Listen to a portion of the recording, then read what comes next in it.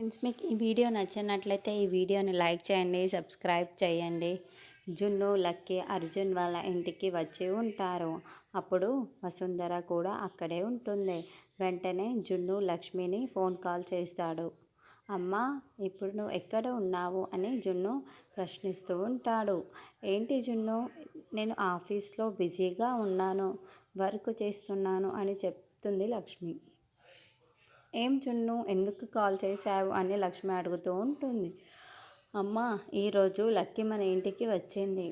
ఈరోజు ఎలాగైనా సరే నీ చేతి వంట రుచి చూడాలని పట్టు పట్టు కూర్చొని ఉంది. నువ్వు ఇంటికి వచ్చి వంట చేసి పెట్టాలమ్మా అని జున్ను చెప్తూ ఉంటాడు. అలా జున్ను అర్జున్ ఫోన్ నుండి లక్ష్మితో ఫోన్ మాట్లాడుతూ ఉంటే లక్ష్మి పక్కనే జాను కూర్చొని ఉంటుంది.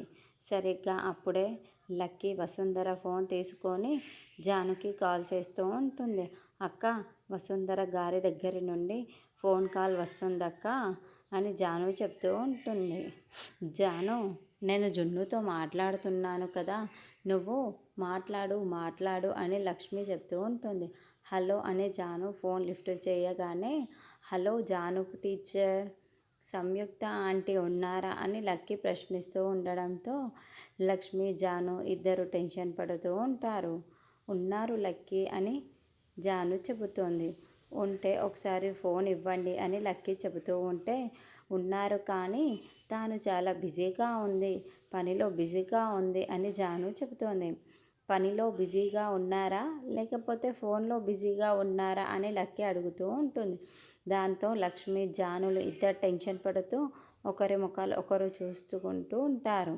కావాలనే లక్కీ జున్ను వాళ్ళ అమ్మ సంయుక్త ఇద్దరు ఒకరేనని నిరూపించడానికి అర్జున్ ఫోన్ నుండి లక్ష్మికి కాల్ చేయించి మాట్లాడుతూ ఉంటే తనేమో వసుంధర ఫోన్ నుండి కాల్ చేసి మాట్లాడుతూ ఉంటుంది.